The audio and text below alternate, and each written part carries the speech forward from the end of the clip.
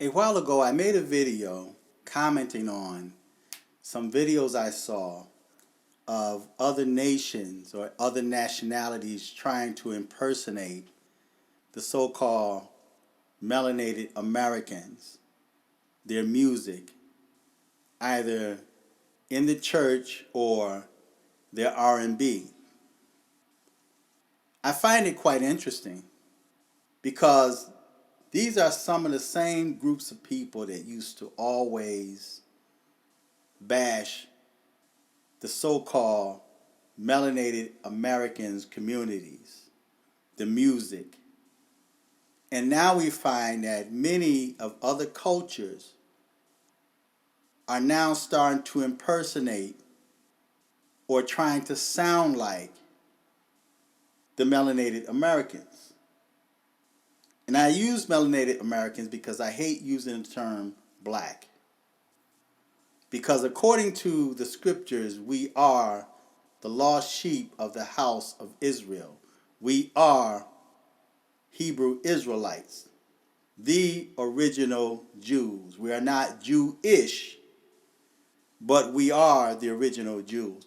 We are a peculiar people. We are very talented and gifted people. And the world tries to follow us, even though they try not to make it appear that they try to imitate and emulate us, but we are a peculiar people. And it's nothing wrong with other cultures borrowing from other cultures. We all do it. But at the end of this video, I want to show you another video that someone had just sent me of this white choir. Now, mingled in this white choir are maybe a couple of melanated people. One looks like a biracial female, and there's a couple other that's somewhat smothered in there. But they're trying their hardest, man. They got their director up there, and they trying to sound like the Church of God in Christ would sound. You know, they even, use the same tactics that the Church of God in Christ directors use when they start directing and breaking the choir up, and you know what they do. But I'm going to let you listen to that video. But first I want to read a couple of scriptures, because as I watched that video and I listened to them and sat back and observed, in that music was no more than a bunch of noise. Sounding brass, tinkling cymbals. And this is not just because it's a white choir, because I've been to melanated churches where they sounded like a bunch of noise. Their choir was not together. And they had the drums, they had the instruments, and the people were clapping and singing and praising and hallelujahs, but yet there was something missing in their praise service. There was something missing in their music. There was something missing in their choir. They made a lot of noise, they sang loud, but something was missing. And what was missing was the Spirit of God, the anointing of God. And as I watched these other cultures, these Asian dudes and this white choir try to sound like black Americans, they need black Americans or melanated Americans to be able to get as far as they are now. And follow me on this. Don't think that this is filled with hate, because there's no hate in what I'm saying. It's all reality.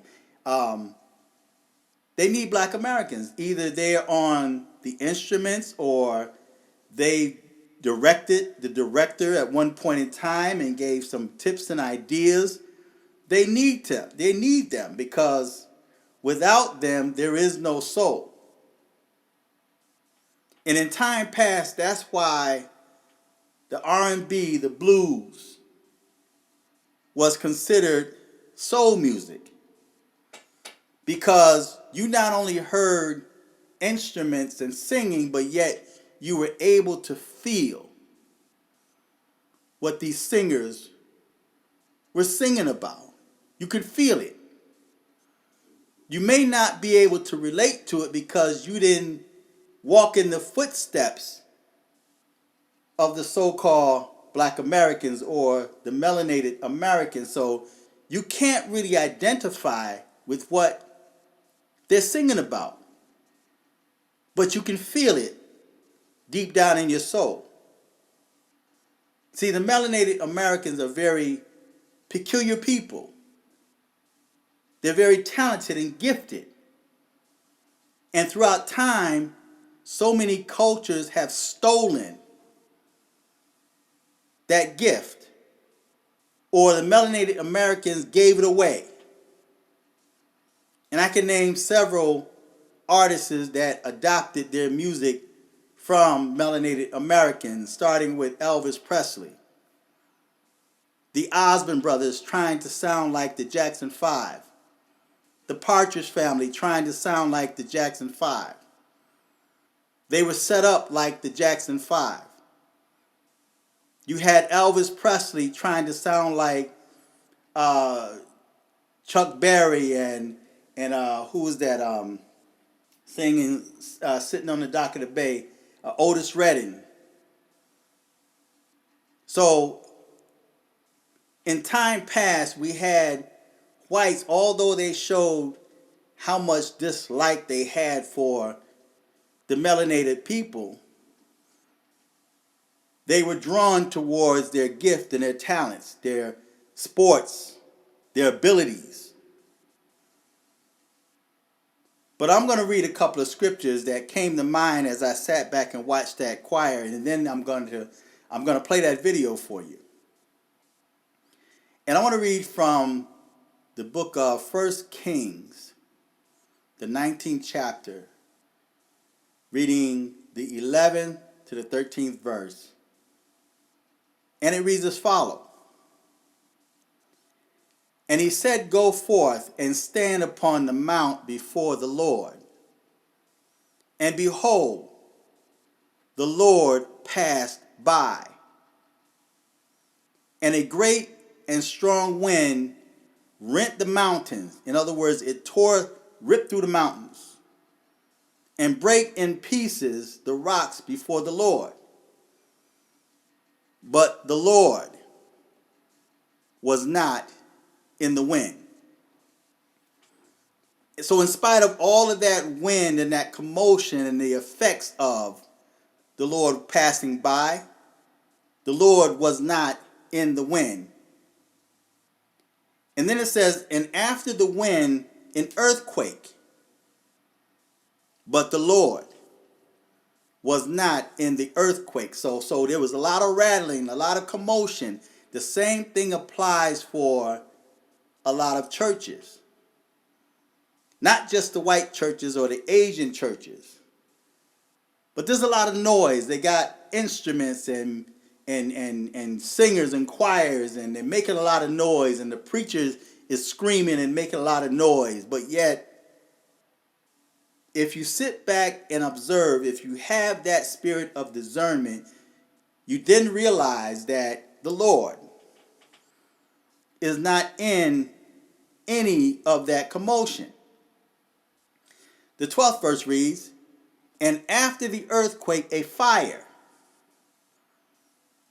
but the Lord was not in the fire. So in many of the churches and many of these congregations or these fellowships, there's a lot of theatrics, and if the person is not, again, in the Lord, if they don't have that Spirit of God, that Holy Spirit,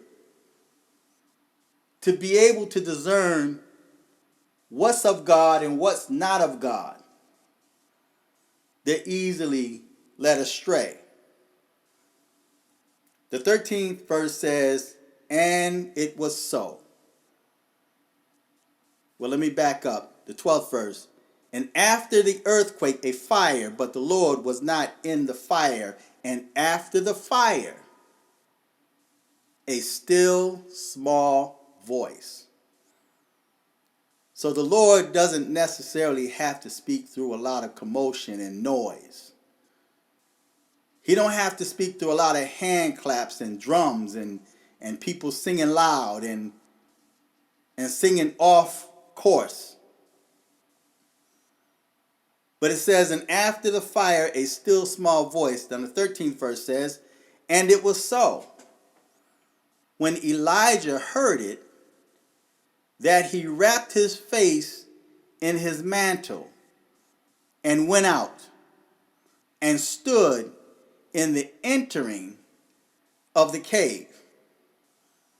And behold, there came a voice unto him and said, what doest thou here, Elijah? In other words, why are you here?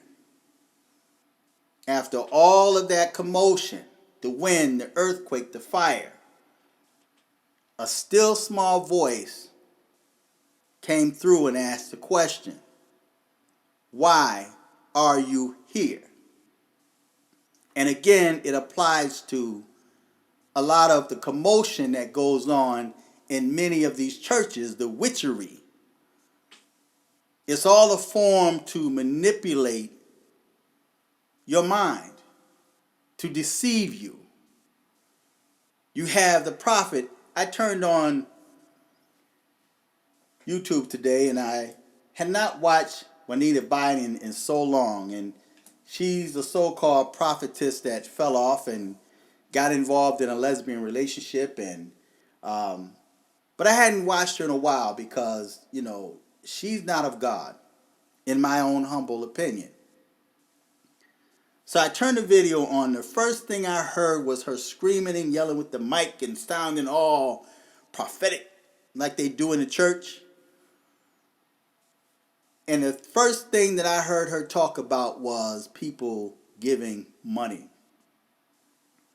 And I commented and said, God has nothing to do with the finances that they beg for. I said to her, you're still begging.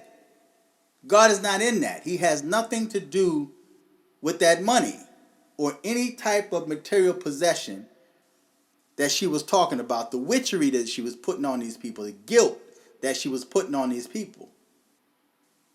If you give in an offering or even pay your tithe, it's all free will. It comes from your heart. If it's not from your heart, God does not want it. If it does not come from your heart, God does not want it. The next scripture is taken from the book of Acts, the 2nd chapter, reading the 2nd to the 4th verse. And it reads as follows. And suddenly there came a sound from heaven as of a rushing mighty wind, and it filled all the house where they were sitting. And there appeared unto them cloven tongues like as a fire, and it sat upon each of them.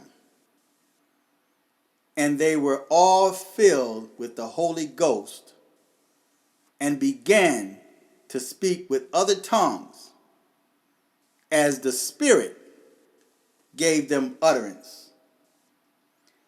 This times I sat in services that were